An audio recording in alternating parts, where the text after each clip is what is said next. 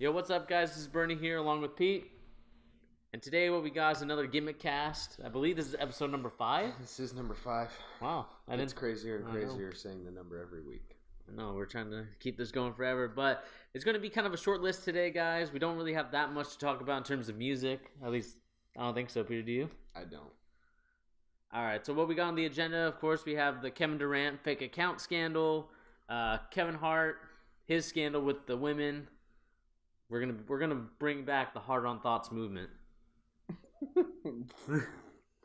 Dingus of the day. Dingus of the day. We're also gonna do this WWE survey, and will lead us to another topic of how we can save 205 Live. And along with that, Peter and I have come up with the list of the most anticipated albums, games, and movies. So let's just jump right into it.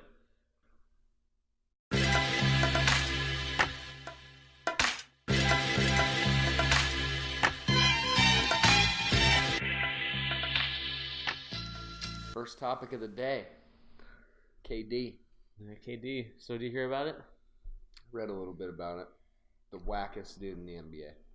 There's only maybe one dude who's up there with it, with him. Who's that? He's on the same team. Same team? Who's Steph Curry? Or No, Draymond Green. Draymond Green?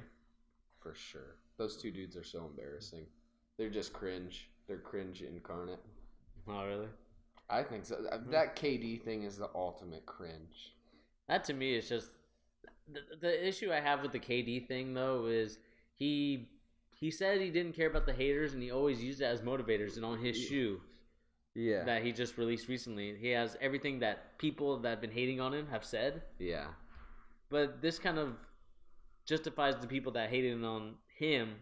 It justifies what they're saying. I mean, it's so embarrassing on so many levels. Like, not only are you cringy enough that you've made backup accounts so you could trash talk people, right? Who you've never trash talked publicly. Not only that, but then he's so cringy that he doesn't even know which account he's on because he probably switches between the two so often. Right. Yikes. That's really embarrassing. Yeah, I mean, that's the thing. I mean, unless he was talking in third person about his former teammate and coach. Is that what he's trying to say? Or No, I think when I watched because he owns a tech company, so we did like a little interview. He owns a tech company? Like he's in partnership with them. Okay. Yeah. I've just never heard that. Yeah, so, he did the little questionnaire, and I think he kind of tiptoed around it. Like, he said, yeah, he uses fake accounts is what he said in the thing, but he never, like, fully admits to it. Oh, man. Like it's his error. Yeah.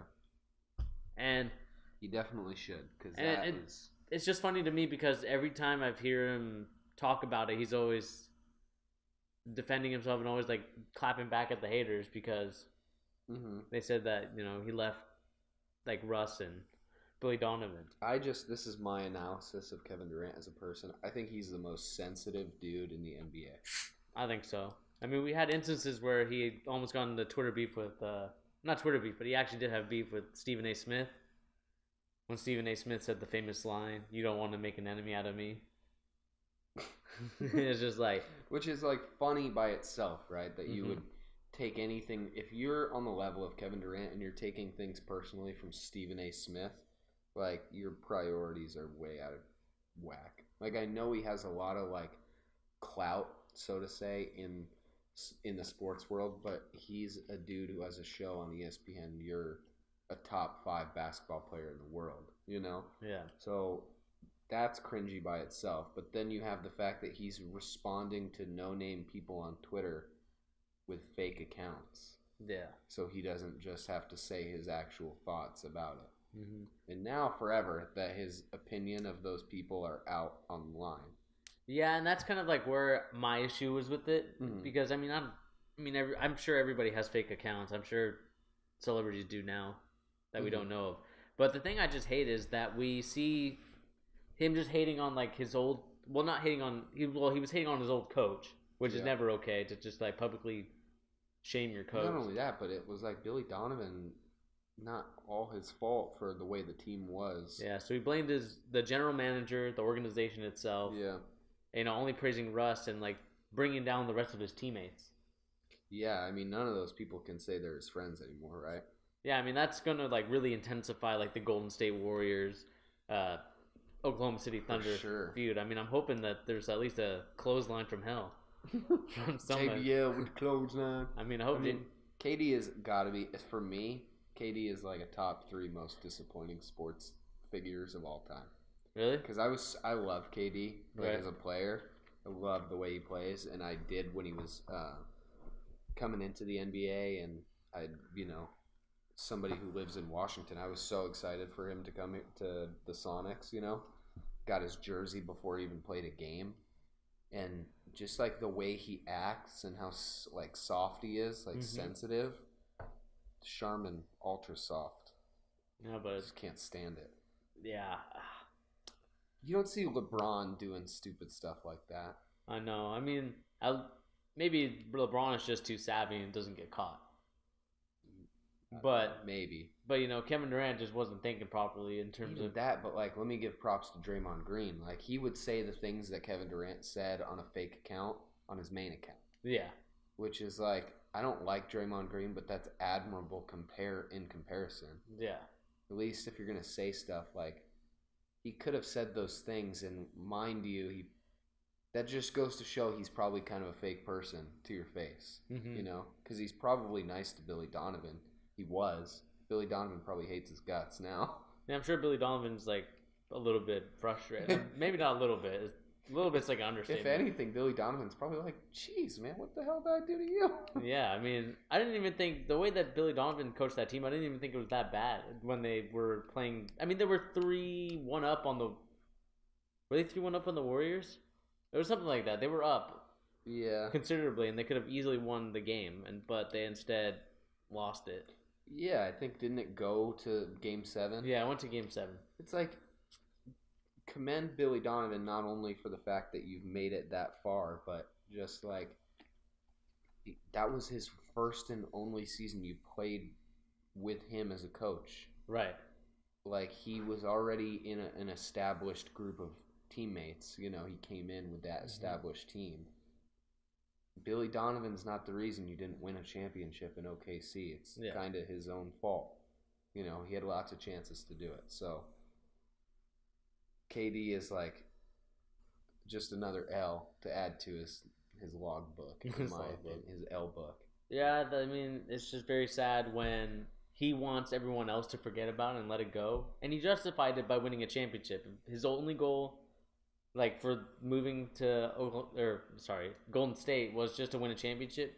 He accomplished that. So I don't understand why he needs to say anything else after he doesn't need to justify himself to the fans or anybody that's because I mean they're nobody. I mean, they're loyal to the fan. They're the team. They're not loyal to a player.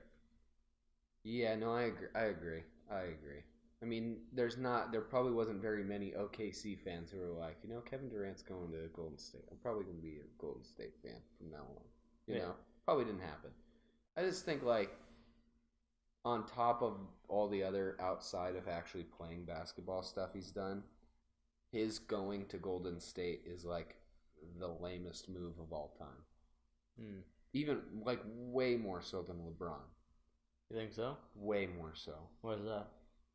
Well, I mean, I'll start off by saying I'm a big LeBron fan. I love him, so take it with a grain of salt. There's definitely bias involved. But, like, he went to a team with Chris Bosh and Dwayne Wade. At the time, Dwayne Wade was in his prime, maybe coming out of it a little bit. No, I think he was still probably in his prime, right? He was still in his prime. Chris Bosh was in his prime. Yeah. But compare them to the team of Golden State. Golden State's team is better. Right. Not only that, but they weren't established as a good team already. Chris Bosh and LeBron went there at the same time to Dwayne Wade, who had an awful team around him at the time. Mm-hmm. So they took LeBron took a much bigger risk with a team that could have failed completely. Right.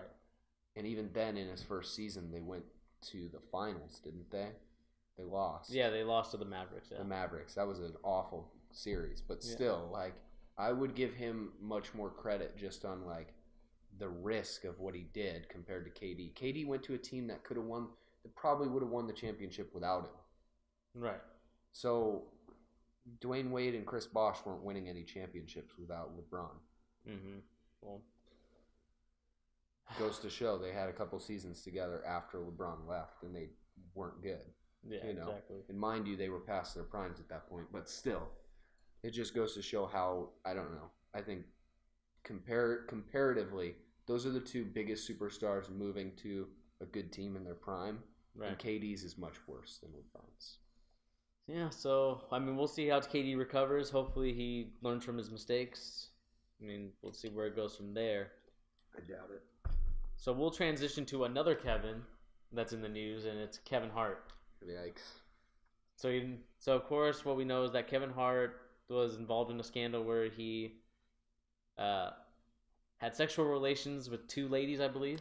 Sound like a news reporter. A news reporter. I mean, this is... I mean, it's not allegedly because there's footage of it, so he did do it. There's footage of what? Yeah, it's like a sex tape. Oh, what? Yeah. Is it public? I mean, there's like some clips of it out on the internet. Yikes. Kevin Hart, man. Oh, no. Yeah, and I mean, this girl isn't even as attractive as his wife. That was the thing. I mean, that's besides the fact. He shouldn't be doing it regardless of what she looks like. But anyway, the real issue here is that is sad. These hoes want $10 million from Kevin Hart. These hoes, wow. You went from news reporter to not news reporter. No, because I mean, this is what irks me about. I just like that you went from saying he had sexual relations to these hoes. So I'm going to give respect to Kevin Hart and not respect to these hoes. Respect in regards to the situation. In regards to the situation. I mean, obviously what he did wasn't right, but these women, okay, I'll clean it up. I don't care if you call them hoes. They're definitely hoes. These hoes are trying to extort him for $10 million for a sex tape. I don't even think Kim Kardashian could get that much money. I mean, Kevin Hart definitely has $10 million. I mean, obviously he has $10 million, but to be honest, if it was me, I would just confess, you know what? I cheated. Because that's what he did, didn't he? Yeah. He came out and just said, like, hey, I'm sorry. I screwed up. I'm not giving these hoes $10 million. Pretty much. Calling the FBI. Yeah. According to that rapper. Yeah. That meme rap. Was funny. Is that true though? Yeah, he is getting the FBI involved. Send him to jail. But I think one of the ladies is having that terrible, god awful lawyer, Lisa Bloom.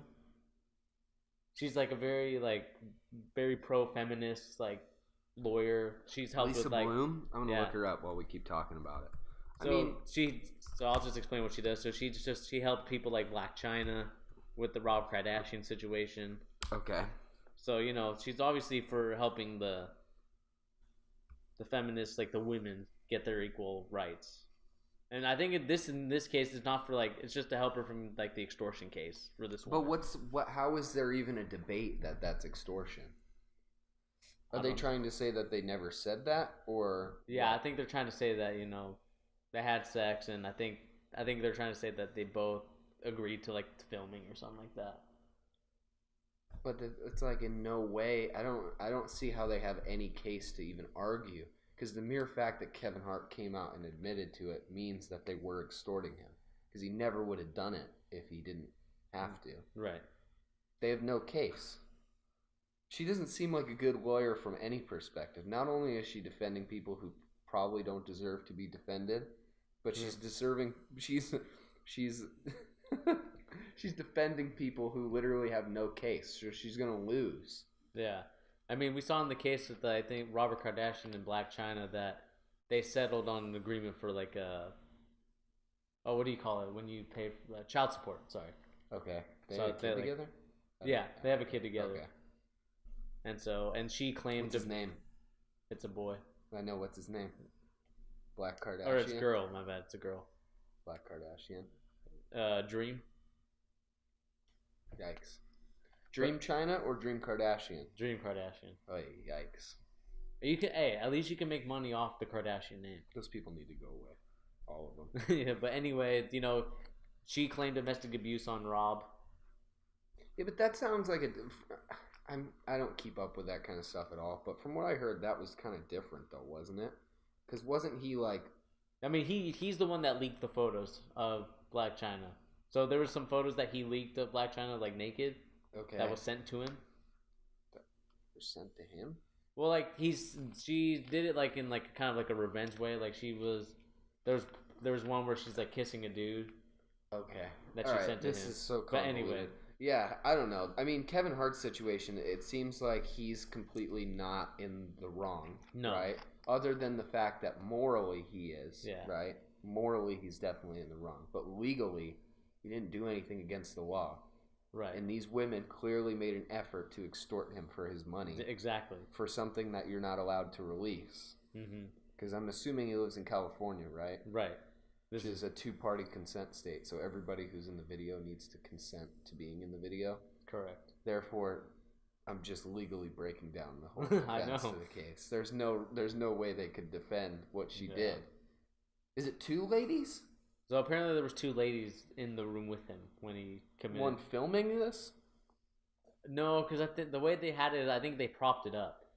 This is ridiculous. Whatever the case, I hope it ends soon because I don't want to hear about it anymore. Yeah. Celebrity sex tapes, I don't care. I don't need to hear about it. Yeah. I just like for Kevin Hart, it sucks because I think he's done this before. He even does stand-up bits about how his last marriage ended. Yeah, I mean that's the thing. He committed fidelity again, which is a bummer because like I love Kevin Hart, and I think legitimately, besides this, I think he seems to be like an actual good person.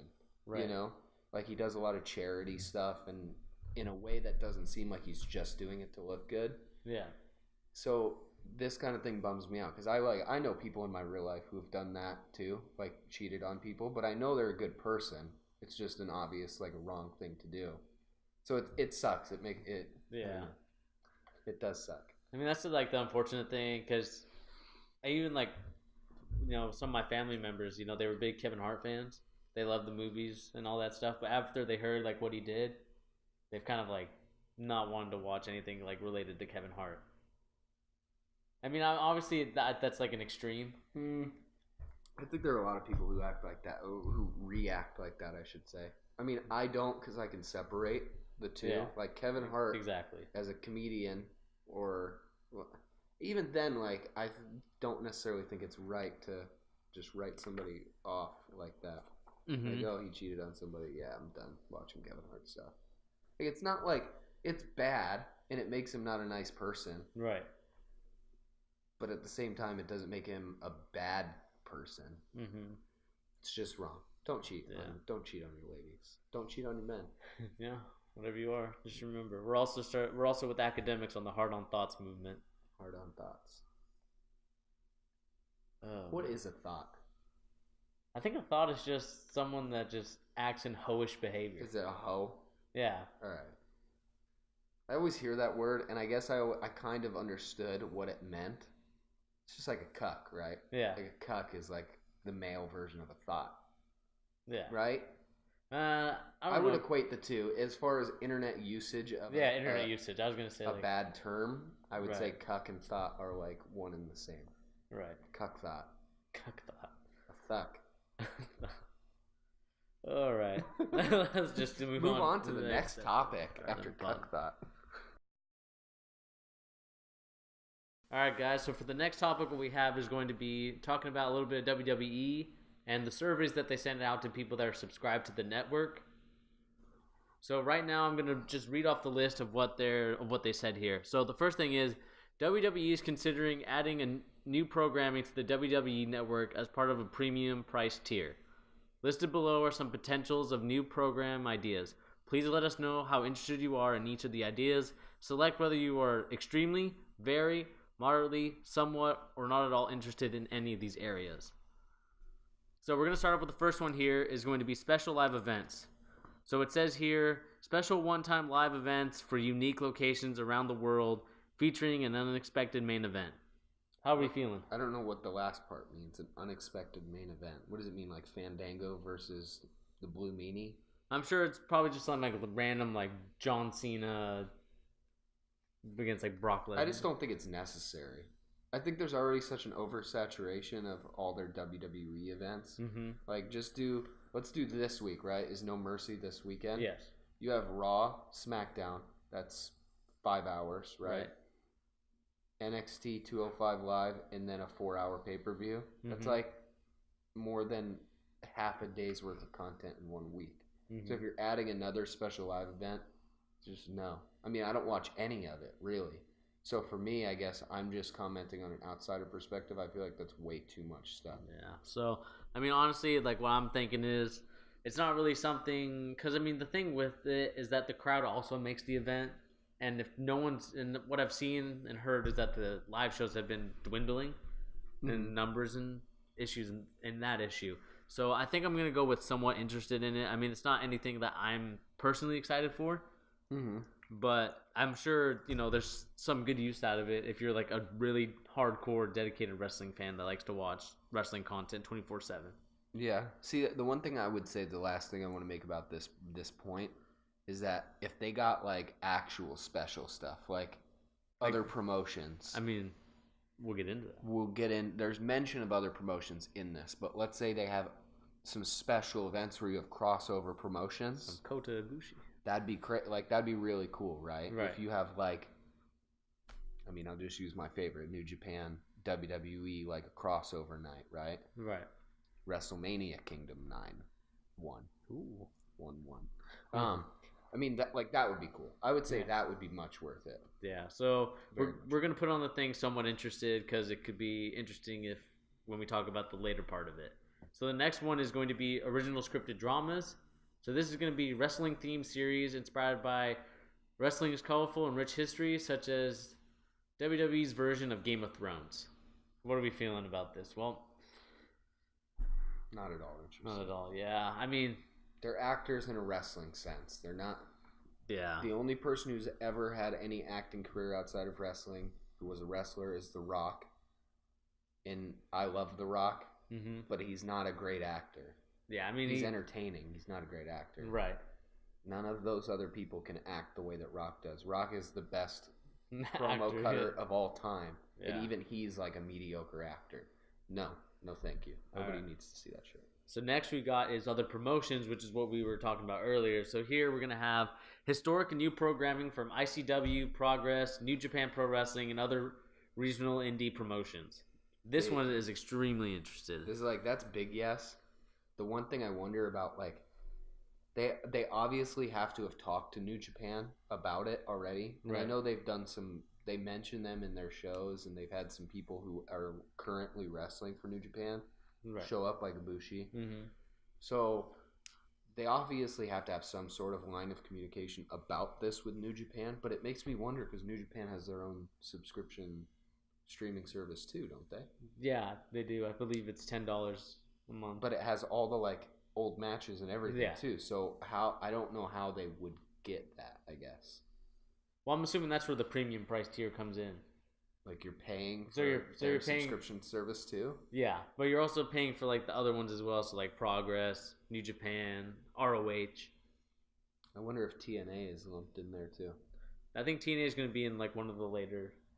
Oh, they talk about TNA specifically later. Okay. And then is TNA closed? No, well they changed their names. I mean they're Global Force, they're Impact. No one knows anymore. No one knows. Okay, that's a big yes on that one. Honestly, if I could subscribe to a WWE service that only has historic matches from the WWE in New Japan and stuff like that, I don't even necessarily need live that night pay-per-views and stuff. Right. I'd probably do it.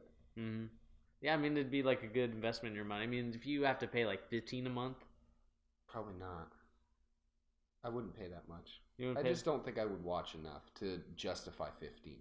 If it was 10, which sounds crazy that it's only $5 different, but I feel for 10 I could find enough content, old content, that I would want to watch every month to justify that. Yeah. I feel I would probably drop my Netflix subscription for it. Oh, see, I could never do that. I use Netflix way too much. I mean, I like Netflix, but I'm not telling you guys to do this, but you can find these TV shows and movies online illegally through legal matters, but I'm not telling you to do it. I'm just saying that you can. I mean, yeah, you can always do that. I mean, you could do that with all that stuff too. That's true. But anyway, let's move on to the next one. We got house shows. So for the first time ever, get a live ringside view of selected WWE house shows. This one I'm somewhat moderately interested in. I would say no. Only because it would be interesting to see like stuff like what happened with AJ Styles winning the U.S. title at the Madison Square Garden. Would be very cool to see. I don't know. It'd give like WWE a different type of feel to it because it's not a very. I don't think the production is going to be like what we see on TV for like Raw and SmackDown. Yeah. I think it's going to be kind of like what we see in like New Japan or like ROH. Yeah, even less than that. I would even say like probably just like one can, like right? Indie show level. Yeah, I would say no, just for the mere fact that I think it breaks their illusion of quality in the sense that like house shows, even sometimes at house shows, like the wrestlers themselves break kayfabe because they know nobody's watching. right. So I think it almost changes the illusion of the show, like the rest of their shows. Because we went to a house show a couple of years ago, if you remember. It was Daniel Bryan's last house show. Oh yeah. In Washington, and he did like a lumberjack match against Kane, and it's just like if they showed that at that time on their televised stuff, it would have destroyed the illusion of where he was in his career.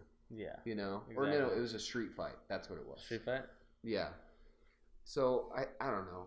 I think it would have to be like tucked away somewhere. Because if the majority of WWE viewers were watching the house shows too, it almost changes the way they have to tell their stories. Right. I don't know. Well, and then like the AJ Styles thing, that was him losing it was a botch, right? He wasn't supposed to lose the championship. No, he won it at Madison Square.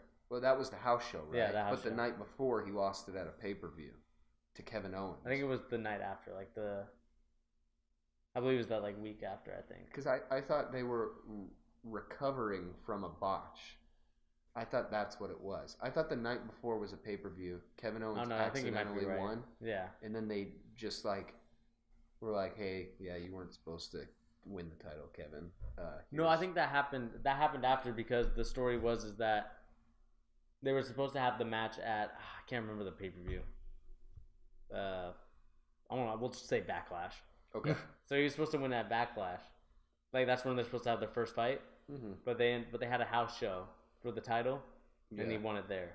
Oh, like he accidentally won it there? No, he won it there just because I think they wanted to like increase attendance or something like that. They wanted to spark something on social media. Okay. Interesting. Yeah, I don't know. I thought I read somewhere that it was like a recovery from a botch. But regardless, like it just changes the way they have to tell their stories. Right. So the next thing that we got here is original scripted comedies. So comedies such as WWE Superstar, Roast, Southpaw Regional Wrestling, or WWE's version of The Office. The only one of those that actually sounds kind of funny now that you say it would be roasts. And those aren't funny. Even the real roasts on Comedy Central aren't funny. But that would be funny just because I would want to see like the New Day roast people. The New Day roast people? That'd be funny to me. I kind of want to see like a New Day versus Uso roast. Like who can come up with the better roast?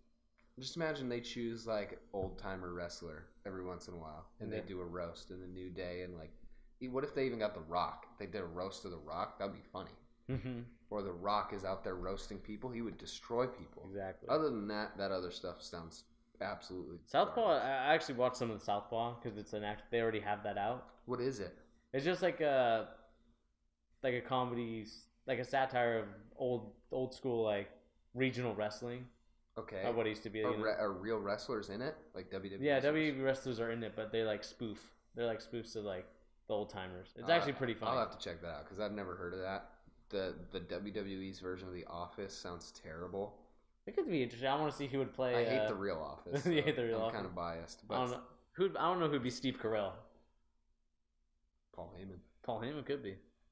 Who would be Dwight is my real question. Who would be Dwight? I can't think of anyone off the top. Maybe they'd probably just use Roman Reigns and like Dorothy glasses and be like, "This is your guy. This is your guy." All right, so let's move on to the next one, which is the audio channel. So this is a section of the network where the listening only provides audio play-by-play of pay-per-views, music playlists, sports radio style call-in shows, and podcasts. I actually like that a lot.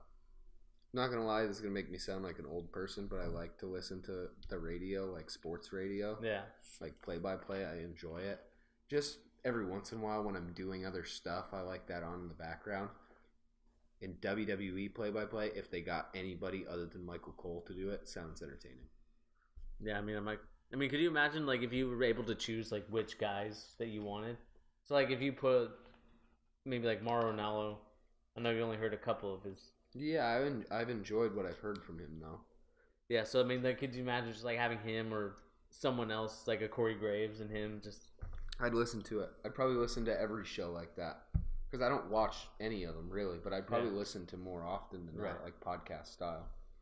That sounds good, and I like wrestling podcasts. Yeah, I mean, Edge and Christian's podcast is pretty good. Yeah, I mean, usually wrestling podcasts do very well on like the iTunes, Stitcher, Podbean, and everything like that. But the next one's going to be an interesting one, and I really want your take on it. So, TV14 in-ring show. So this is going to be a new weekly version of ECW, Extreme Championship Wrestling, or edgy new promotion that's TV14 based. What do you feel about that? Do you think that WWE needs TV14 to? I don't think they be viable. I don't think they need it. I'm conflicted because I love ECW, like the original ECW, and then when they brought it back and had like Bobby Lashley and Paul Heyman was the head of it again or whatever, like the one they did in the mid 2000s. Right? Yeah, right. That was pretty rough. Like there was some really rough stuff in there, but it was also not bad. Like it also had some good stuff in there. So I would say, yeah, I would be very interested. But when they say edgy, it just makes me think of like our internet rappers that we listen to nowadays. It makes me think of like X, like XXX Tentacion would be like their general manager. That'd be funny. The new edgy show, SoundCloud WWE show. Yeah, like to me, like TV14, I don't think you need it to be a very good program. Like, I don't think you need the Attitude Era anymore because the Attitude Era is such a distant thing that now some of the stuff that was okay then is not going to be okay now. Yeah, I agree. So I don't think they need it to survive. I just think they just need to let the wrestlers. They need to allow more movesets. Is my opinion of how to make WWE better. Because I mean, you saw it different when I showed you the clip of Kota Ibushi and Cedric Alexander. Yeah. Like the way they wrestle in that Cruiserweight Classic. It's definitely harder than regular WWE stuff, which I enjoy. And then when you see like what it is now on 205 Live, it's just complete trash. I mean, I haven't watched any 205 Live. I know what's going on. We'll get into that more, but the Cruiserweight Classic, like the way they wrestle is just more entertaining to watch in general. And I mean, let's use New Japan again as something to talk about just for a second. They're honestly, the style they wrestle in is more TV14. Right. And I think that is more enjoyable. It's just harder to sustain it, for a longer period of time with WWE's crazy schedule. So I think like having a TV14 show where they use some underutilized wrestlers or wrestlers who have a passion to wrestle in that style, right? Which there definitely are some who enjoy wrestling like that. It'd be a good program, especially with like the amount of indie stars they have. Yeah, you could throw up some crazy shows for that. I know, that'd be ridiculous. You could have some crazy stuff. Like imagine like Kevin Owens and Sami Zayn doing their ECW ladder match, right? Ooh. It'd be nuts. That'd be crazy. It'd be good. I would say very interested in that. Very interested. All right. So we're gonna go on to the next topic here for the survey is going to be Ring of Honor. So this is historic and new programming from Ring of Honor. So of course we knew that they've been having talks with one another about having Ring of Honor's like library. That'd be pretty to great. WWE and adding it to the network because so many of the wrestlers that they have on there are from Ring of Honor. So it would definitely boost up people that. Yeah, no, I agree. I think Ring of Honor that'd be a great addition. Yeah, like that would honestly almost make me come back to WWE. Wow, it's just like it makes me worry about how much this is going to cost. Yeah, what their platinum or premium tier is going to cost. Like That's a lot of stuff, and they're obviously going to have to pay out of pocket to Ring of Honor to have their content. Right. So, I don't know. If we get any of these things, it's going to be very limited to how many of them they actually do. Exactly. I mean, it would be awesome to have the Ring of Honor stuff because we get generic El Generico, Kevin Owens matches. Yeah. I mean, we get all that stuff. If they go in their library, there's some good stuff. Like CM Punk. Yeah, some CM Punk. He's got some 5-star. He had the 5-star match with Samoa Joe in Ring of Honor. I mean, that's where most of these guys come from and made their name. Yeah. So it's going to be. I think this one is extremely interested because. See, man, it makes me wonder though, right? Right. If they're literally throwing their kayfabe out the window though, because it is going to change how if people on the network who aren't exposed to other wrestling promotions watch this, it's going to change a lot of people's views on some of these wrestlers. Like there's people who held the Ring of Honor championship or just were more important in Ring of Honor than they ever managed to be in WWE. Right. So it makes me curious too. And whether they keep the CM Punk stuff in there, it seems like they try and separate themselves so much from him. But I mean, that's like such a moneymaker that I would, in my opinion, I would probably put that in there. Oh, of course. That'd be the most popular stuff on there. Yeah. Would be CM Punk's like greatest matches of Ring of Honor would be the most popular thing in there for sure. And then the next one here we have is new reality TV show. So this is featuring Life on the Road for WWE Superstars, an insider's view of the WWE Superstars' intense training and workout regimen, WWE Superstar Cribs, WWE Style Apprentice, to win a job at WWE or Legends House Season 2, Attitude Era. What do you think? Do you think this is something? The only one that I'd be kind of interested to watch would be the Life on the Road one would be kind of interesting. Just because I've seen some stuff like that from other people. Like, Jesus, what is that podcast called? There was a Bullet Club podcast. I don't think it was called the Bullet Club podcast. They still have a podcast that they do, like the Young Bucks and Kenny Omega. But they used to have one when it was like Finn Balor and they had Anderson and Gallows and all them.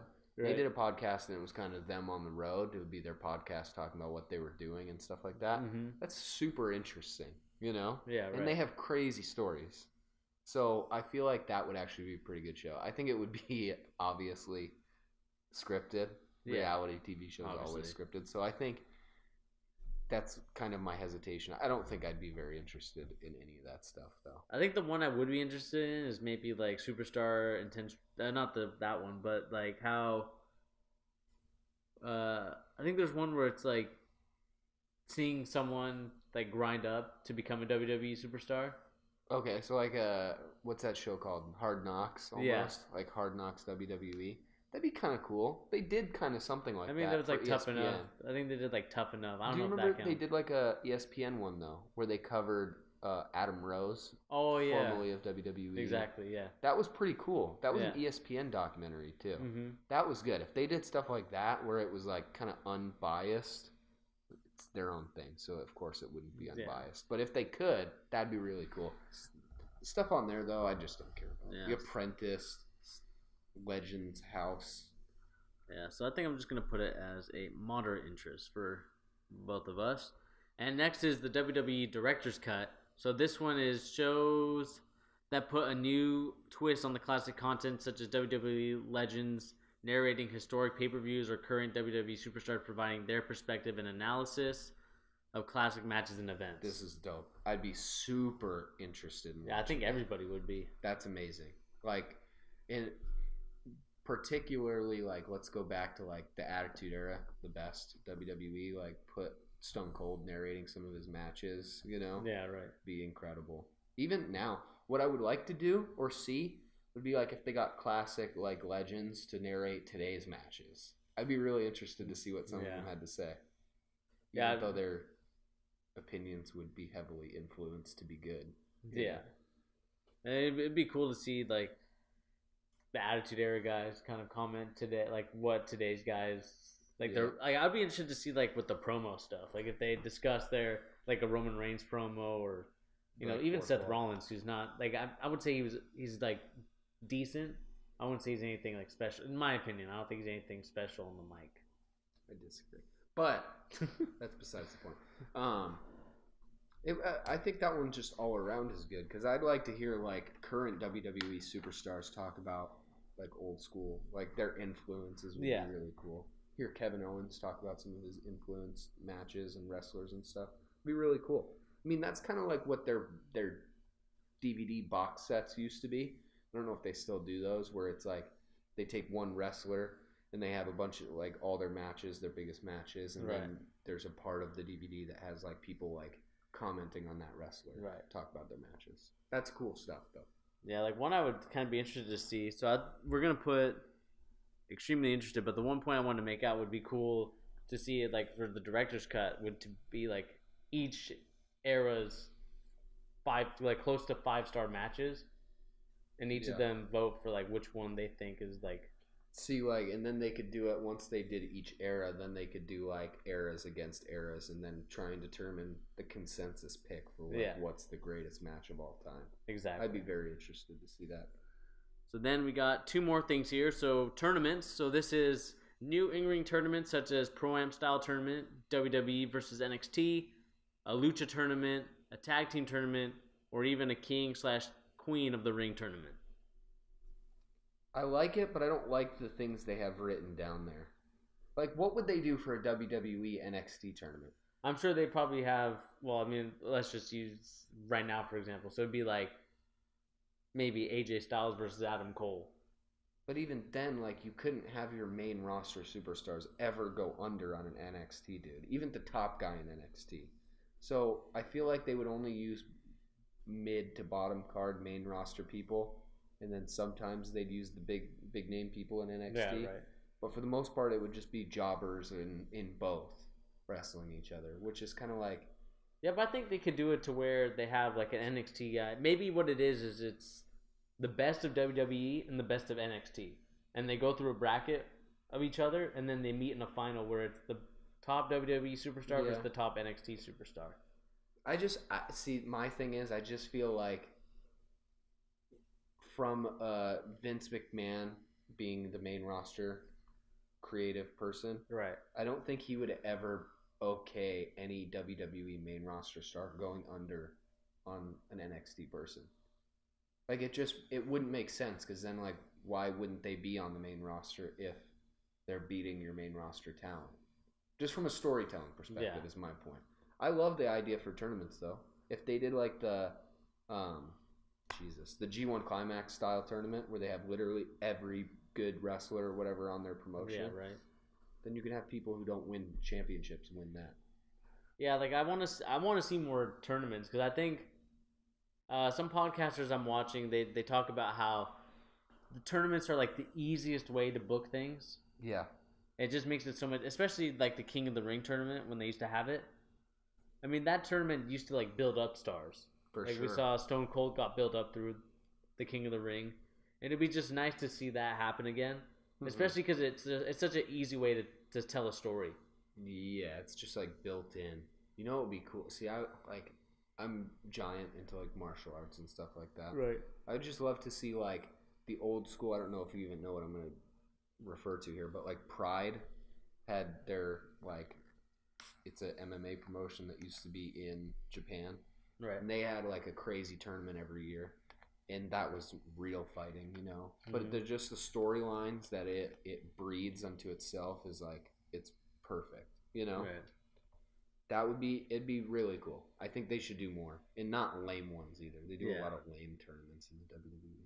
Well, they don't even do tournaments anymore, to be honest. They just do maybe like they do 6-pack challenges and fatal 4-ways. See, that's so lame. Remember the last one I can really remember?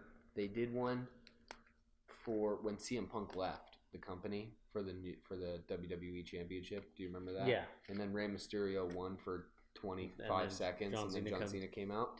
That was a great tournament. That's a moment people still talk about to this day. Yeah. Is Rey having the championship for 2 seconds, and then good old John Cena. So I don't know. Tournaments are always great. Tournaments are great. I mean, obviously you only watch one match, but like the Cruiserweight Classic that just happened last year, and even just this Mae Young tournament that happened. Although the Mae Young wasn't as good in my opinion as the cruiserweight. It was still it's still a good tournament. It helps build like the thing with tournaments is it's already it's predetermined who's going to be usually the two guys that are going for it at the final. Yeah. What the tournament does is that it helps build up stars. So some guys in the lower mid card that are like really good wrestlers, it gets them over because they have these long matches against the guys that you expect to win. And you could it's easier to throw a surprise match in there, like an upset, Yeah. Like you have I'm trying to think of somebody. Like let's just use Jason Jordan. He's the only person I can think of off the top of my head. He's a super good wrestler technically. Right. But right now he hasn't had a lot of time to build up his personality. Mm-hmm. But just from a quality wrestling perspective, let's say they have him in a match against somebody he would never normally come up against. And he puts on a show and surprise upsets this person. Yeah, exactly. That's better storytelling for that person. It gets the person over more than they could ever do on their own, So just putting him in that scenario is a great boost. Yeah, exactly. So I think we're in agreement here that we're going to be extremely interested in this one. And then this is the one that we kind of talked about earlier for the next point is TNA. So it's historic and new programming from TNA/Impact/Global Force Wrestling because WWE, as long as everyone in the world doesn't know what TNA is called anymore. I don't have a clue. I never really watched any TNA, honestly, and that's kind of crazy because they're most well-known other promotion other than WWE, would you say? Yeah, like in America, it would be... In America, for sure, yeah. Would you agree they're probably the second most? I've watched a lot of other American promotions a lot more than TNA. But they have some classic stuff that I'd probably be pretty interested in watching. We got we got Sting, Samoa Joe, drunk Jeff Hardy, AJ Styles, Jeff Hardy. There's a lot of good stuff there. Yeah, I'd be really interested to see if they do get this stuff. I would love to know, what was Jeff Hardy's mindset at that time, and when he lost to Sting in 2 seconds or however long it was. That was the show he came really. Yeah, I think he was on drugs and. Yeah, all right. That'd be super interesting. Would that also mean?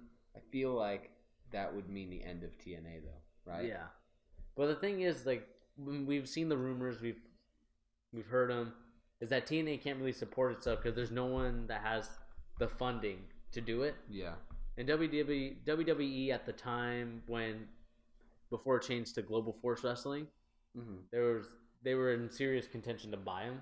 Mm-hmm. At least that was the rumors. I don't know if that was true or not. So they were in contention to buy them. So I'm thinking that now is the time more than ever, especially because you have Kurt Angle, who wrestled pretty good matches at TNA. He was wasn't he the head of TNA too at some point? Yeah.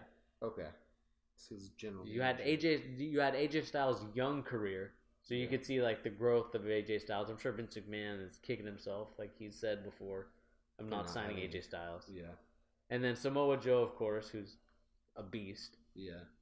There's a lot of good stuff there for sure. Is Bobby Lashley at TNA? I think he's still at TNA. Yeah. Do you get Bobby Lashley back?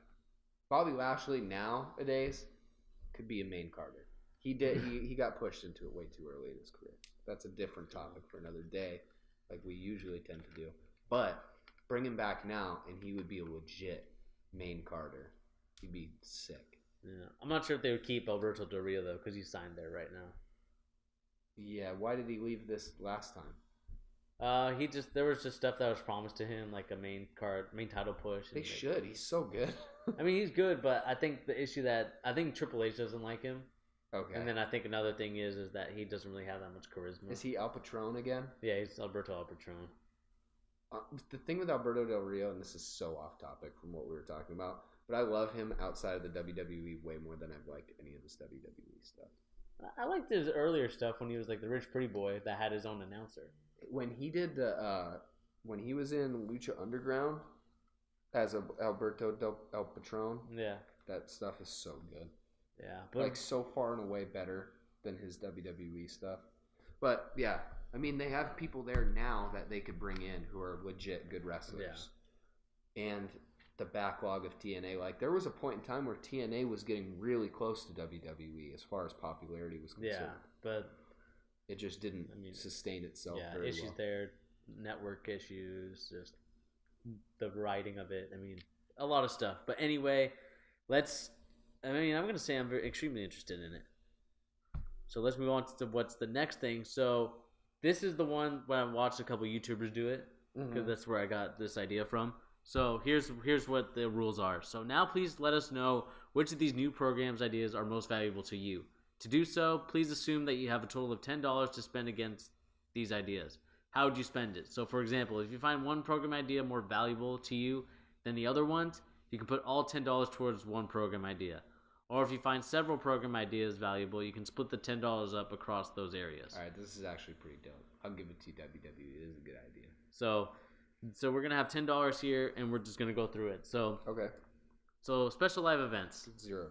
Yeah, I mean, not really something I want to spend. TV 14. Maybe $1, but let me come back to it. Yeah, I mean, to me, honestly, I'd probably spend $0. House shows. No. $0. I don't want to spend my real money on real house shows, so no. So audio channels. This actually, I give that $1. Give it $1. I'd listen to that stuff. Original scripted dramas. $0. Take your Game of Thrones and shut. And then original scripted comedies. To me, I'm giving it $1. This is your thing. So if you want to give it $1, I'm giving it $1. New reality TV shows. $0. $0. This is the one with the cribs and negative $5. Negative $5. And then Ring of Honor, of course, I'm gonna put $2. Yeah, that's probably a good shout. TNA, just for like the history of it, I give $2. I give it $2 just because I want that AJ Styles. Yeah. See, I'm super biased. This next one, I'd give this one a lot. The historic, yeah, this one would be. This is like New Japan, ICW, Progress. But see, the thing about it that I worry is that they're gonna do legitimate old New Japan stuff, like old. Yeah. And I don't want that per se. So right now it looks like we're at $7. Oh my gosh. We have some more stuff to go. So director's cut, I would spend $1. So we're at 10 now. I guess it just miscalculated. So we're at $10. So what we decided to put our money towards, I want to see if you're okay with this. So we got the WWE director's cut, which is just legends and current stars talking about the past and the future. $3 to historic programs of other promotions such as Progress, New Japan. Mm-hmm. Next, it's Ring of Honor and their history and new programming, I guess. I don't know if they're going to continue to run Ring of Honor. The same thing with TNA, historic and new programming. Mm-hmm. $2 there. They wouldn't shut down Ring of Honor. No, they're really popular. And then the next one is original scripted comedies, which is $1.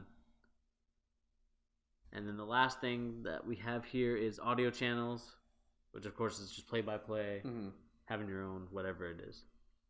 All right, my last two points on this that I would make. One, if you go down, did you talk about there's tournaments on here? Ooh. I feel like that's kind of messed up though. Because why couldn't you just naturally put a tournament into your regular programming? Like you don't need extra money to do that. Yeah. So that I would say $0, even though I want to see it. The other thing is, if this was mine, I would take one off of the other promotions. You don't have to do this though, and I would put it on the TV 14, just because I would be interested, and I feel like that would be something that makes sense legitimately that they need some extra money for, right? But at the same time, it's almost like it's the same thing as what I was talking about earlier. It's almost too much programming. Yeah. It goes in the same boat as special live events. I just don't need any more shows. Yeah. Well, I totally forgot about tournaments, so I'm going to take one off of the other promotions and put it towards tournaments because I think tournaments is like the easiest way to book, and we all know that WWE writers and creative teams have a terrible time at just coming up with anything. Yeah. So this will help them out tremendously if they add it. I don't know why they haven't done that sooner. Like a giant, like a G1 Climax style tournament every year. Because I think it's because they want to still be based in the TV sense of like a drama. Yeah. But it's like a cheesy soap opera. It's not like anything that's a tournament is like a G1 Climax or like a New Japan style where it's like real life feel. So let's move on to the next thing, which I think this is the last. Oh no, I think there might be more. Oof. Let's see what this looks like and if it's worth keeping it cut. This one's good. All right, let's talk about this for a minute. Let's talk about some of these for a minute. Some of it's good. All right, so the first thing that's in this next section is alternative audio. So this is where you can choose your favorite play-by-play commentators. So they used an example here where you can have Stone Cold and Jerry Lawler call a play-by-play. So I think this one is something I would be extremely interested in because, you know, you don't want to hear Michael Cole or Tom Fuckface Phillips. That's harsh. Like you just threw that out there. I mean, he is. That's what he said before. But, you know, I don't want to hear those guys in a match where it's like AJ Styles and Nakamura. Could you imagine Michael Cole calling a Nakamura match? Can you imagine Nakamura calling any match? That would be funny. No offense, Nakamura. I love you. I mean, yeah, that's a great idea. It would just depend on who they actually got. If they just had a bunch of teams of their regular people, I'd be I'd be a little disappointed. I hate the commentators in WWE. Like, I would love to, like, a Mauro Ranallo and a Corey. Like, honestly, if I would have it, I would have Raw be Mauro Ranallo and Corey Graves. Michael Cole can be demoted to retirement home. Homeless. I don't care. He can be at the retirement home of WWE Superstar. He's been awful for 15 years. I can't believe he still works there. All right, let's move on to the next one so we can kind of make this video a little bit quicker. Download to go. So this is the ability to download content and watch offline. I use that feature on different streaming sites a lot. I have YouTube Red, which is kind of embarrassing to admit, but I use it all the time. I use Netflix download. And I use Amazon's too. It's a good idea. I think it's a great idea, especially when you're in areas where you can't get coverage. The one thing is, if you wanted to download a pay-per-view that's like 4-hour HD file. Can you imagine downloading last year's WrestleMania? Oof. 7 hours on your phone. Yeah, that would be rough, but it's a good idea. I like it. All right, next one is virtual reality and augmented reality. So this is the ability to watch current or historic WWE content in ways that make it seem as if you're actually sitting ringside or experiencing events such as WrestleMania, live in person, and using special computer-generated effects and equipment like a headset. I don't know why they even are asking if people want this. They should just do that. I think there's genius. There's some stuff in here that it's obvious what the fans want by just reading the Twitters and just like posts and everything like that. This one would be very interesting to see them do like a previous WrestleMania. I love VR. I've only experienced VR because I used to work for a football team, so coming from like the quarterback perspective is actually really cool seeing like what they see. I use the Gear VR, the Samsung one. Okay. And I play like indie games on that. I love it. It's awesome. VR is so cool. I would watch every WrestleMania event or every wrestling event that had good VR. I would probably watch them all, except like if it was like too close. That would be weird.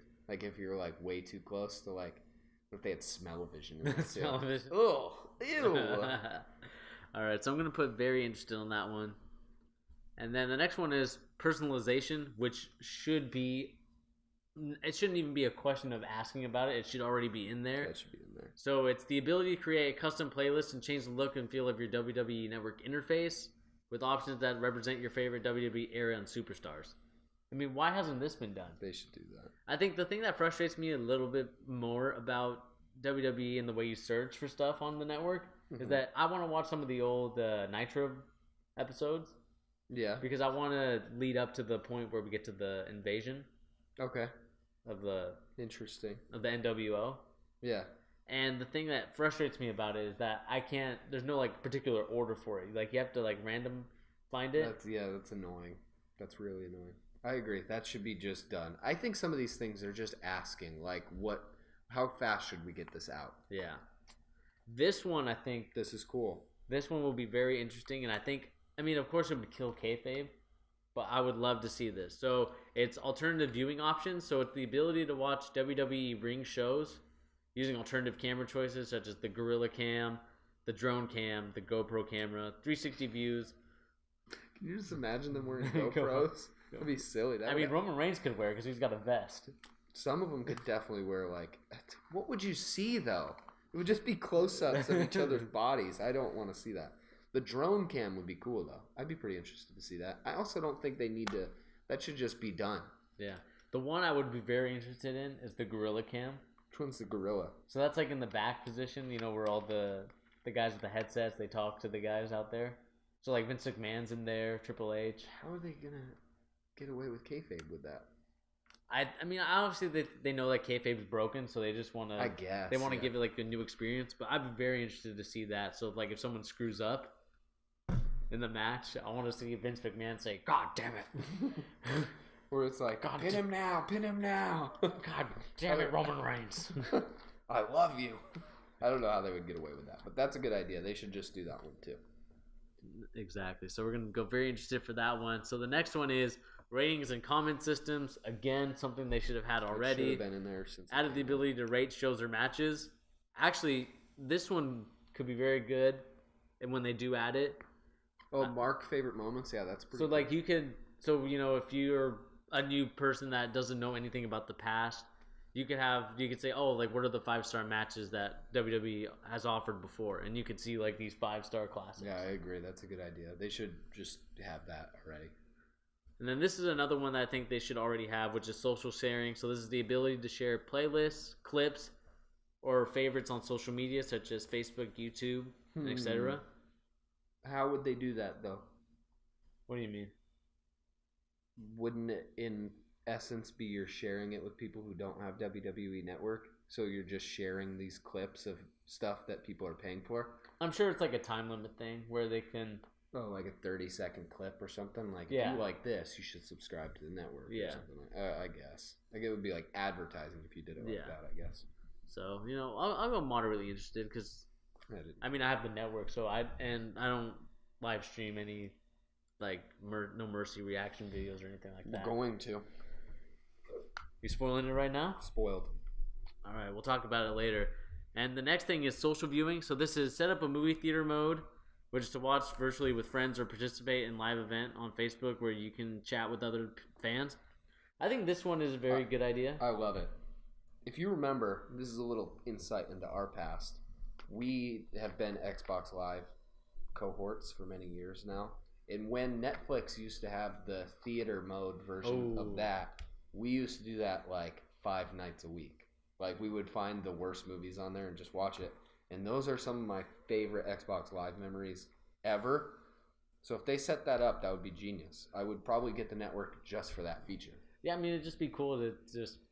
of course, back then you could use a little avatar and it would walk into the movie theater and stuff like that. Sick. But, I would like to just a movie theater mode where you can watch with your friends or just even just random people and just... That'd be just cool. And just talk about, like, what you saw in the match, like, what's Vince McMahon thinking? Why is Roman Reigns the worst babyface of all time? That'd be so, like, unique of a unique experience, Where you're at home watching WrestleMania 34 or 35, whichever one's next, right? And you're in a room of random people and you all have your mics in and you're just commenting on the match as you go. That'd be so cool.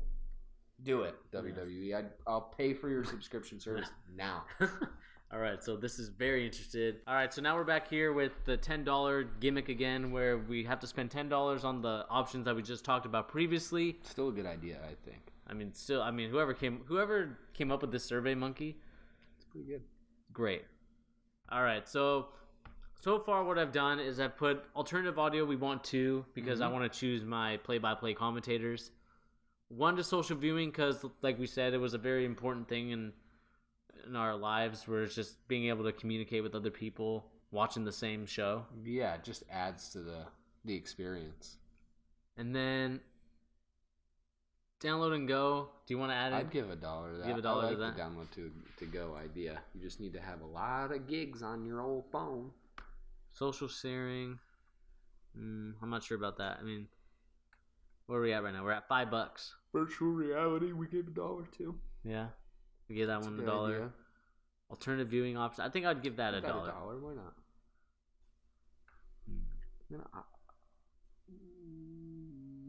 Personalization. I want my personalization. Although it should be included. Yeah, you shouldn't have to pay extra for that. But I agree. Give it $1. I'd probably give another $1 to VR personally because I just think that would be really cool. Unique way to watch wrestling. Yeah, especially the past shows. Like, it would be really cool to see. Yeah. That Ricky Steamboat. Imagine elimination chamber, and you're in one of the chambers, or they build an extra chamber for like a VR style camera. That'd be super cool. You're in the chamber watching that'd be sick. That's WWE. My check, I expect it in the mail. Thank you. I'll put my address in the comments section. Yeah, but salute to the guys that actually know how to like put the VR in previous stuff. Like I couldn't fathom like how you would be able to do that. It's pretty wacky. And then, all right, so we have $2 left, and obviously I want to add the rating system. I think that's going to be one, and then just another $1 to the alternate audio. Yeah, that's such a good idea to have other commentators. The one thing I worry about that is like if there's an obvious disparity between who's picking the Stone Cold and Corey Graves audio compared to the Michael Cole and what Byron Saxton. Who I actually like Byron Saxton. Does he still commentate? Yeah, so right now, the commentating teams are this. So it's Corey Graves, Michael Cole, and Booker T. Okay. For Raw. On SmackDown, it's Tom Fuckface Phillips, Corey Graves, and Byron Saxton. So Corey Graves is doing double duty. All right, that's good. He's the best by far. Yeah. Yeah, I mean, I think they would maybe move away from some of the, like, Michael Cole once they see everybody go away from the Michael Cole cast. Yeah. I feel like he wouldn't be in a job for very long. But it depends, though. All right. So now we got another one here. So one is fan voting. So this is special opportunities to vote on match participants, Hall of Fame inductees, Slammy winners, and other WWE events. So I'm sure it's, like, where they should be held. The Slammies. This is like the least interesting. I think the only one that's interesting is probably the Hall of Fame inductees, because I'm sure there's some that the fans want to be in the Hall of Fame. Yeah, I feel like there's. But will they listen to the fans and will this vote even matter? That's the thing. So. That's what I'm saying. I don't think there's fan voting. There's always been fan voting in WWE, and it doesn't matter ever who it is. Yeah. Like in the inevitable day when people write CM Punk and he gets like a unanimous Hall of Fame vote. Yeah. Probably not going to put him in. Not until Chris Benoit. Chris Benoit. He would get a ton of votes too. He's not going in. Yeah. I'm sure WWE will control who the people are, and they'll just have to pick from that list. Not going to have like a write-in? Not like a write-in, because obviously I think the unanimous answer would be like Chris Benoit or CM Punk. Or fuck Vince McMahon or something like that. Something stupid like that. So I'm going to put very interested, but again, there's going to be a $10 thing. I'm probably not going to put my money towards it. So the next one is preferred pricing. So this is special offers for WWE VIP events and products, including meet and greet, discount packages, and special offers from products from the WWE sponsors. So, see, the thing is, this stuff doesn't appeal to me because I don't do meet and greets. And most of the stuff that WWE is sponsored by is nothing that I'm interested in because it's mostly kids' toys and like pizza. I mean, I'm interested in pizza. I mean, everybody's interested in pizza, but they have a Little Caesar sponsorship. Yeah. Do you get cheap pizza through WWE? I mean, the pizza's already cheap. It's like $5. If they get it down to 3, I subscribe. I love Little Caesars. So I mean, my lady and I, that's our go-to meal of choice. Ooh. My wife and I, just Little Caesars. Every day. Right. We could do it. All right, so I'm going to put moderately interested just because none of the stuff appeals to us unless it's cheese pizza. I agree. And then the next one is early access to live event tickets. So this is exclusive early access to live event tickets before going on sale to the public. Mm-hmm. I think this one could be interesting if they do, like, have you heard that they're bringing back Starrcade? I did hear about that. So I think that'd be very cool for WWE Network subscribers who go to the premium service to be able to get those tickets, because those are the more loyal hardcore fans, and I think they're more willing to shell out money to get it. At this point, does WWE still have shows on TV? What do you mean? Is SmackDown and Raw on TV? Yeah. Okay, it's on cable, right? Yeah, it's on the USA Network. Both of them? Yeah. I feel like this whole thing is kind of like all these in particular. I feel like most WWE fans have the network at this point. Yeah, I mean, I might be way off base. I would say that maybe it's a little bit off because most people aren't the most people that go to the shows are just like casual fans. You know, they'll occasionally go, they'll occasionally watch it, but they won't pay like a Netflix service for it. Yeah, I probably agree. I guess maybe I'm speaking from my own past associations with WWE. I just think like it's much easier to watch it through the network at this point. Yeah, so most hardcore fans have it anyway. Yeah. Going on to your like our theme of we'll talk about it in a later date. I would be interested to see like if the WWE would just hold it like wrestling like Raw and SmackDown on the network instead. Like how would that do on TV? Or how would that do how would that do compared to TV? Well, that's a topic for another day. Yeah, I guess so. The next thing we got is sweepstake entries. So this is automatic sweepstake entries to win WWE event tickets, VIP meetups, merchandise, or unique WWE experiences such as a chance to appear on the network show. I don't care. I think this one is... I feel like no one really wins this anyway. They should have it regardless. Yeah. And I feel like they're going to have it regardless. Yeah, I'm sure they'll just have it. So, you know, I'm going to be somewhat interested. I'm not going to be extremely interested. You're nicer with these ratings than I would be. Yeah, I mean... I would just be like, I don't care. Yeah. So the next one is free shipping on stuff for the WWE network, or not network, sorry. WWE shop.com order. So I think it's almost like an Amazon Prime type of thing. I guess. Have you ever bought anything from their shop? I have not bought. I was close. I was about to buy a Ric Flair t-shirt. When he was about to die? No, I think it was like months before that. Okay. But then I realized he had his own shop. So I was like, okay, I'd rather buy Ric Flair. Okay. I mean, I did when I was a kid. I got those Jeff Hardy arm sleeves. You got the arm sleeves? I definitely got those. A bunch of John Cena stuff, but like, I don't think most people care about that. Yeah, I mean, most people who watch the network don't get stuff. I think they would rather get it at the shows. Most people see it. It's counterintuitive to the other thing. Most people aren't buying WWE merch every day, and if they do, they buy it at a show when it's like special. Yeah, or they buy like the nostalgic stuff, like NWO T-shirts or Stone Cold T-shirts.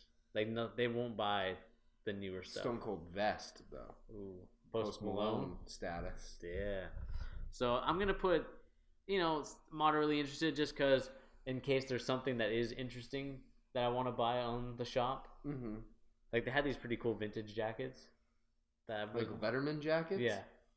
Were you interested in getting one? I wasn't interested in getting... No, it wasn't a Letterman, I think. It was like a... Maybe it was a Letterman. Were you thinking about wearing one of these jackets? I mean, I probably wouldn't wear it unless it's... Probably laugh at you. Unless it's my boy, the Macho Man. Dude, I love Macho Man, but you couldn't catch me wearing a Macho Man jacket. All right, let's move on to the next one. Loyalty program. So this is get rewards such as t-shirts, collectibles, ticket upgrades, using loyalty points earned through the length of time you've been a WWE Network Premium member, and the time you spent viewing. So this is basically... You're getting rewarded for how many hours you watch of the network and for how long you've been subscribed. It doesn't seem like a sustainable platform at all. I feel like you could totally rig that. Just put it in the background. You just like have WrestleMania 33 or whatever, the 7-hour program, just run on loop. Then you just have unlimited points to spend. I've already broken their system. Don't do that, WWE. I'm sure they'll probably do something where you can't watch like the same thing twice. They hack your camera on your computer. If I don't see your face, it's Vince himself. If I don't see your face, Bernie, you're not getting shit. Okay, so what are we gonna put? Yeah, I don't care about anything on this selection list. I'll say someone interested. So this is get breaking news first. So be the first to receive WWE breaking news before it's posted on social media, which that in turn is BS because it's gonna get out before. What kind of breaking news? Are they gonna do legit breaking news like? Oh, our Roman Reigns dick pic just leaked. Is that going to be the breaking news? Because that's actual WWE news. Yeah, I don't think this is going to happen at all. I mean, this would just be like a waste of money. It would be fake. It would be getting fake news literally sent to your phone. Yeah, Trump. That's so dumb. Like the WWE, there's like, everyone, we all know it's not real. So if you're getting fake breaking news. Yeah, or I mean, like, the thing is, we have already these insiders and people that are like in the background of WWE and just other promotions. So to me, I wouldn't care as much for getting it from WWE because of course they're going to spin it as they would never put out real news. They wouldn't put out like any bad news. They put like out Roman Reigns getting a PED suspension or something. They're not going to broadcast that out on their breaking news. not until later, and then other people have already broken the story. So for that one, I'm putting not interested at all. My first harsh one, by the way. That is harsh. I agree, but it's true. That's a stupid idea. This one, I think you'd be interested in this one. So this is monthly inside WWE headquarters conference call. So this is the ability to listen in on a conference call with WWE executives such as Triple H or Stephanie McMahon. I think this one would be kind of interesting to see like the behind the scenes stuff of what. Maybe I'm too cynical. Now, I might be too cynical, guys. I think it's officially hit me my old age. I'm too cynical. Because I would think, honestly, that it would be a fake conference call. I would think that the whole thing was staged and everything they talked about was staged too. Well, I'm sure what it would be is that it wouldn't be anything like serious. Yeah. It would be probably something like light. It wouldn't be anything that the fans would have like insider knowledge of. I just feel like it like you just said, if it was even real news or real stuff that they were talking about, it would be the least important bullshit of all time. Well, I'd be interested to see like maybe what they talk about is like, okay, how are we gonna fix these declining numbers on TV, or how are we gonna fix these declining numbers at house shows or even Raw and SmackDown events? That would be interesting too, but see, my cynicism runs deep because I feel like a company run by Vince McMahon has too much pride to ever acknowledge that they're struggling publicly. You know, everybody knows the WWE is struggling. They have been for fucking 2 decades, you know? Mm-hmm. But for them to do a thing where they're publicly broadcasting the fact that, hey, our house shows just don't get the numbers they used to, that would be like too much of a shot in the pride, you know? Yeah. I don't think they would do it. But who knows? It would be cool if it's what it says it is. Yeah. So I'm going to put very interested because I think it'd be cool for at least the first time. And then this one is just whatever. It's early access to new merchandise. Why don't they do that already? I mean, they should honestly do that for people that have been subscribed to the network. Yeah. I think one of the podcasters. So I'm just gonna put middle of the pack. So I just want to talk about it real quick. So one of the podcasts I listen to, we've been subscribed since the inception of the WWE network, or at least some of us have. I did. I signed up the day it came out. And the thing is that you didn't get anything out of it in terms of you didn't get any special perks. There was nothing really that. Yeah, other than the backlog. They did have their backlog from day one, which was good. But it was just nothing that incentivized you to do anything. Like I just think they just don't reward people as much for being like loyal to the product. Yeah, I mean maybe with the loyalty program though they could do a backlog of like, hey, you've been subscribed since the month after this came out. Here's a big here's a Roman Reigns or here's a free month or something. Here's a Roman Reigns grind you death t-shirt. They should make that nursery rhyme Roman Reigns. Some nursery rhyme Roman Reigns autograph picture. And I don't know. Some of it just seems like why would we have to vote for that? You should just give that to people regardless. I'm sure this stuff will be included. And again, it's going to be like the $10 thing. I wouldn't give $1 to any of this stuff. I don't care. So, preferred pricing, no. Fan voting, I'll give $2. Loyalty program, I'll give $3. Sweepstake entries, $1. Who's your inside WWE headquarters thing was towards the bottom? Was it towards the bottom? You like that one? Oh, yeah. Let me use that. 8. Alright, so we're at 8. So free shipping should already be included.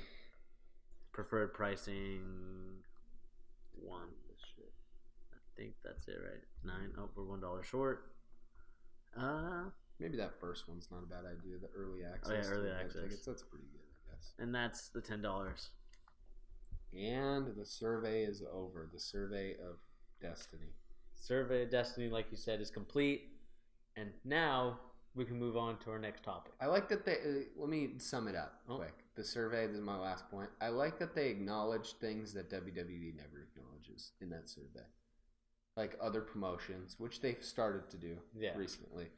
They acknowledge New Japan, and they're talking about like AJ Styles and some like Ring of Finn Honor, Balor, TNA, and stuff like that. See, that's pretty cool. I enjoy the fact that they're talking about that stuff. Whereas in the past they never would have even mentioned any of that. Good on you, WWE. Some of that is nonsense, though. Yeah. Don't make Game of Thrones. Game of Thrones.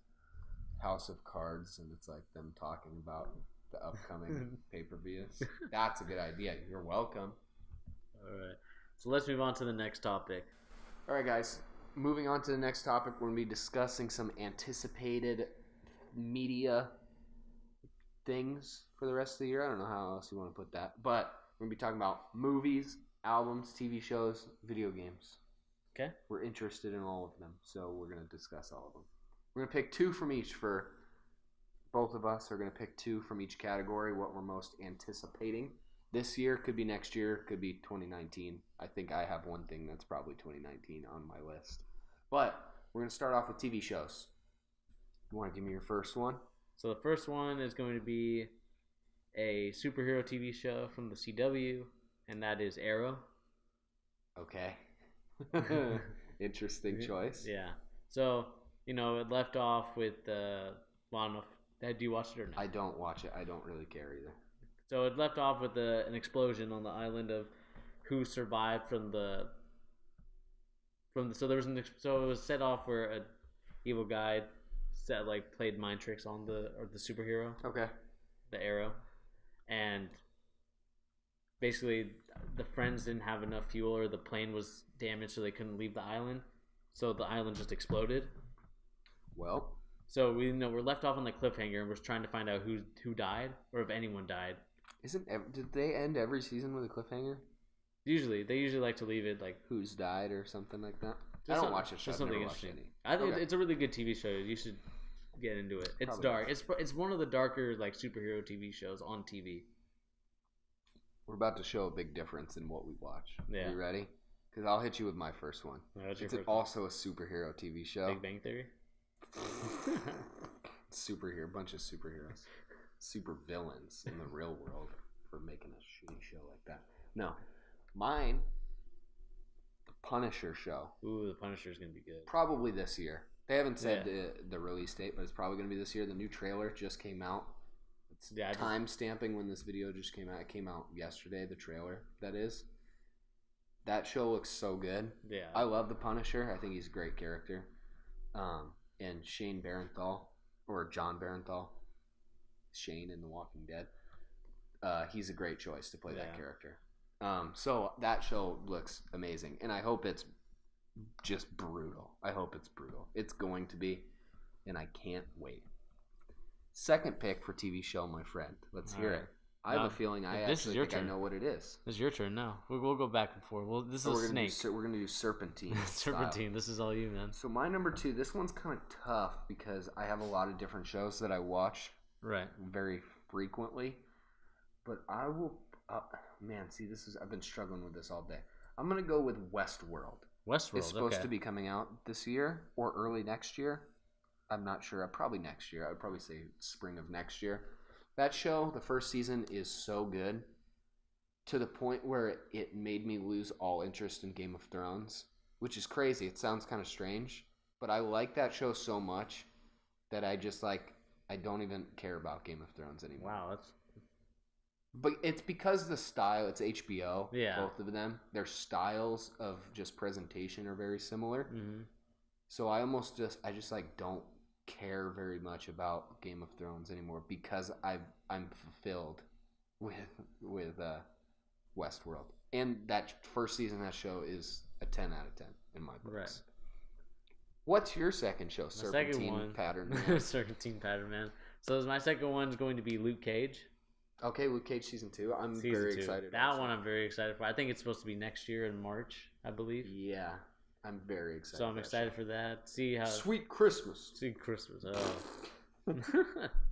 But it's a good show. I mean, I love the way. I just love the way the show showed a villain that we thought was going to be the villain, and it ended up being the sister that was the more evil one. Yeah, but see that. We're gonna get. Do you want to get into a minor little mini Luke Cage discussion? Let's do it because we're never gonna come back to this. All right, sure. Cottonmouth was such a good villain. I know, and Mahershala Ali is such a good actor that when he died, it hurt me. That show, I lost some interest. It was a strange good twist in a sense, but it also made his character look like a complete pussy. Yeah, he got whooped on though. I mean, he got thrown off the balcony and then he got killed. So I guess kind of, but he also beat the one dude's face in with just his bare face. That was dope. That was so like he's not that big of a pussy. He's pretty cool.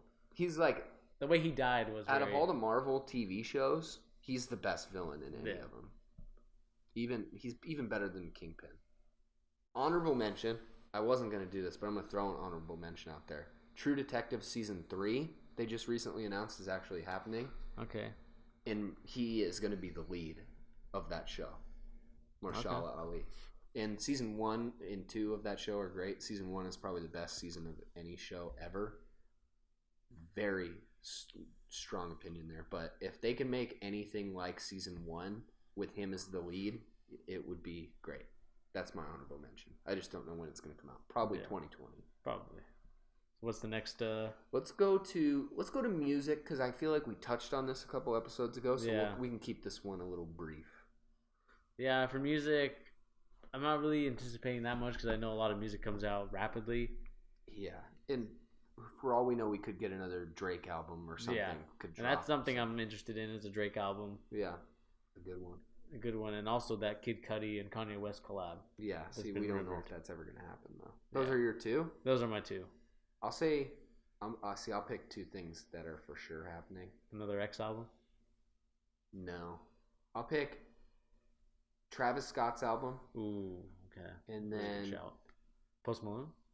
Post Malone. You're right. I'd say Post Malone. Beer bongs and Bentleys. I'm choosing that. I love Post so much. Post is so good. Please. I know you're on YouTube. Find us. See, Post turned me into a believer. Ever since I watched that Complex when they interviewed him, dude, Post is the man. And then when I started listening to his albums and stuff like that, I listened to that Deja Vu song with him and Justin Bieber.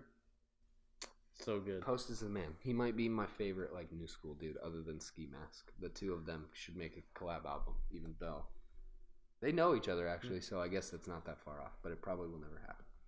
Let's move on though, because we ran right through the music. Let's go to movies. Your number one, Serpentine Man. All right, so my number one movie is going to be.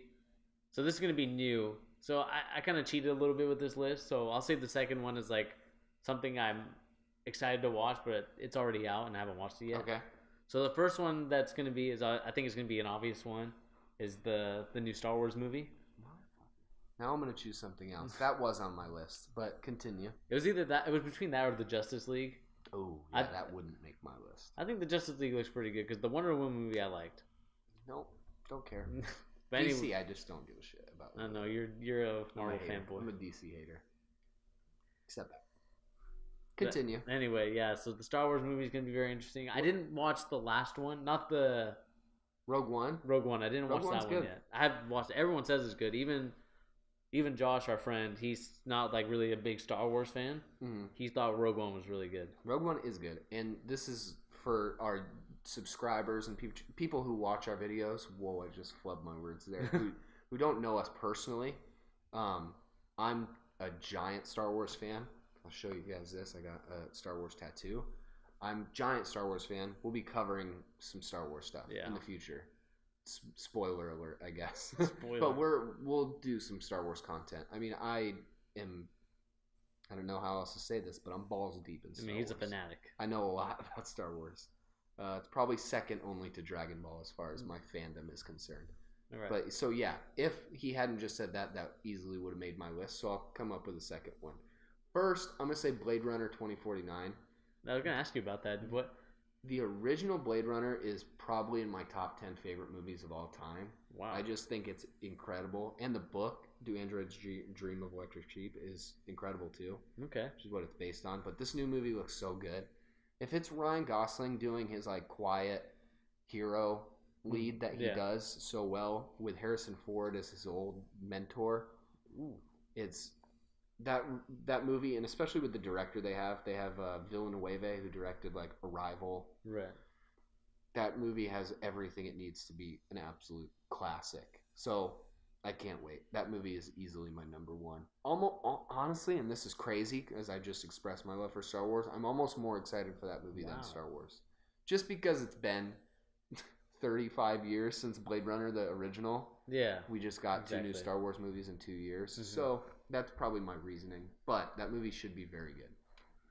And then the next movie is... Oh, are we still serpentining? Are we serpentining? No, actually go to you because now I need to come up with a new movie. Yeah, so I'll let you come up with one.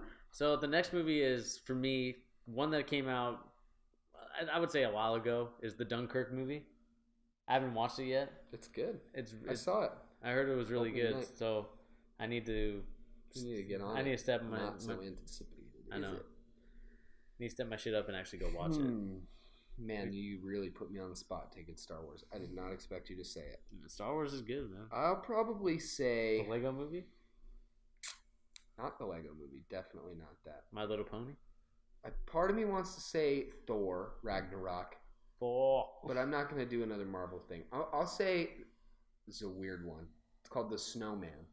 It's based on a book. It has Michael Fassbender as the star of the movie. Okay. But it's based on a book of the same name. It's a detective book. Okay. It's a absolutely wonderful book. So if they make the movie that's written in the pages of the book, it's bound to be good. And Michael Fassbender does no wrong as far as acting is concerned. Wow. So I'll pick that one just to be a little different because it would really easily be Star Wars if I didn't have to be different. Let's move on to video games. This one really hurt me on the inside to choose two. No, there's a lot of good video games coming out. But if even just next month. I know. I was looking at next month in preparation for this little segment of our podcast. There's like 5 Game of the Year type games coming out next year. Okay. Next month. Excuse me. So I'm going to choose one from next month just to get it kicked off.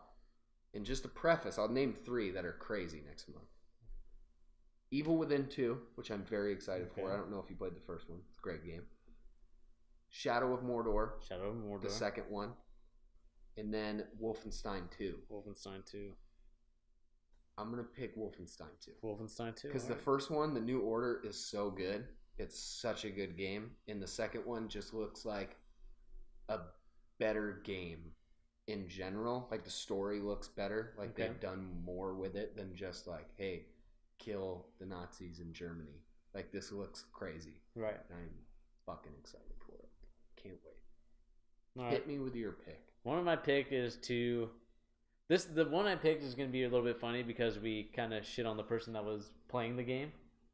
Okay. And that's going to be Cuphead. Okay, I'm actually really excited for Cuphead too. And the reason why I picked it is because I want to know if it's really that hard. No. The way the guy made it seem. Because there is no way that anyone with at least the motor skill capability is not able to just ease that level. If you don't get the reference, in our Reviewing the Reviewer, episode 1, we discuss Cuphead and some controversy around Cuphead. Yeah, so that's going to be my pick. That game looks really good. All right, Serpentine, hit me with your second one. The next one, I think this is a little bit because I love playing these games when I was a kid. Okay. And growing up now is the Super Mario World Odyssey. Okay, that might not come out until... I mean, whenever it comes out. 2020, for all we know. Yeah, that game looks... The way it's just like an open world Mario game. Yeah, a new one. Is like something that I could imagine like myself 10 years ago would have been so excited for. And I mean, think of the other 2 that are kind of open world. You have Sunshine is pretty much open world, right? That game's incredible. And then Super Mario 64 is one of the greatest games of all time. My pick, and this one I mentioned earlier that there's a game or something that I was going to pick that might not be out for years to come. I can't wait. It's so easily my most anticipated game, maybe of all time. I can't wait. It's going to be Death Stranding. Death Stranding, okay. Game by Hideo Kojima, who is easily my favorite video game developer. Seeing as Metal Gear is my favorite video game series, with a bullet, it's my favorite thing ever. This game looks so creative and unique. Just what they've showed us. I mean, we don't even know what the gameplay is going to be. Like, we don't even know what style of game it's going to be. Right. You know, it could be first person, it could be third person, it could be fucking top down for all we know. We have no clue. It's not going to be, but it could be. That game it looks incredible, top to bottom. I mean, we know like 5 things about it, and it looks so cool. You know, as Norman Reedus, Daryl, it's got Hannibal, Mads Mikkelsen, and it's got Guillermo del Toro as Guillermo del Toro, and a bunch of weird looking babies. I can't wait. I hope they make. Did you ever play PT? Yeah. You played it? Mm-hmm. Incredible. I still go back and play that hour-long demo every once in a while. Really? I genuinely do. It's so good. Wow. If it's anything like what we were going to get with Silent Hills, but it's just even more creative because it's completely new, it's going to be the greatest game of all time. Crazy, crazy words to say for a game that we've never seen any gameplay of. But I'm going to say it, and I'm saying it hard. Hideo Kojima does no wrong. I mean, Metal Gear Solid 5 is my favorite game of all time. Okay. Still play it almost religiously every other week. Shouts out. We're coming for you. I'm not saying that word. Cut that part out. Yeah, I guess that wraps up our most anticipated thing. And this kind of leads me into something I wanted to talk about as well. And it's kind of what content we make on our channel. Right. We're going to be inside the creator studio right now, as far as YouTube is concerned. And beats. Like, for me, I know I'm highly interested in movies and TV. Like, I watch everything I can on both. And I think if you guys enjoy us talking about that kind of stuff, like, hit us up in the comment section. Because regardless, I'm probably going to start doing some movie, TV stuff, more video game content. But if you guys want to hear more about it, definitely let us know. Yeah, let us know. I mean, we could do like similar type of podcast style here where we just discuss TV shows or episodes that happen, whether it's or just wrap-ups of stuff. Like, I'm trying to get this guy into Rick and Morty. Maybe. Because Rick and Morty is really good, and a lot of people are very into it. If you guys want to hear us talk about Rick and Morty, I will watch the show. For you. Not for you. Not for me, but for... Maybe. I might. I've been thinking about it. I'm interested. But, like we were saying, just let us know. If there's anything in particular, like we both just mentioned, we're both very interested in the Punisher series. It'll all be out on Netflix in one chunk, so we can just do like a mini podcast of just us talking about the Punisher. Exactly. If that kind of stuff sounds cool to you, let us know. I don't know what that sound was, but like pop pop pop pop pop pop. I'm not hot. Man's not hot. Yeah, guys. So that kind of wraps up the podcast. You don't have any other things to talk about? No, I think we'll save some of the other stuff for a later podcast. Cause this is already almost like an hour 45. This is a long one, but I do actually want to throw one shout out. All right, who's the shout out? One of easily my favorite Twitch streamer of all time is Dr. Disrespect. I don't know if you know who that is. Mm-hmm. I love Dr. Disrespect, and he did a stream on a boat. On a boat? Did you see that? No, I didn't see it. He streamed from a boat, like out on the ocean. No. Like a speedboat. Okay. It's the greatest thing of all time. Huh. And to anybody who has that much dedication to their craft, to set up a speedboat ride where you're streaming PUBG, that's incredible. Honorable mention, PUBG on Xbox Live. Throw that in there. No, Sorry. that's another good one. Sorry. I do want to play that shit. I'm very excited. Yeah, that should be good. Anyway, guys, if you like the podcast, you like our other content, hit that like and subscribe button. Stay tuned. We're going to go for like a daily content, maybe 1 or 2 videos every day on the channel. Right. I think that's the goal for both of us. A lot of varied content. So if you like it, hit that like and subscribe button. Peace. Peace out.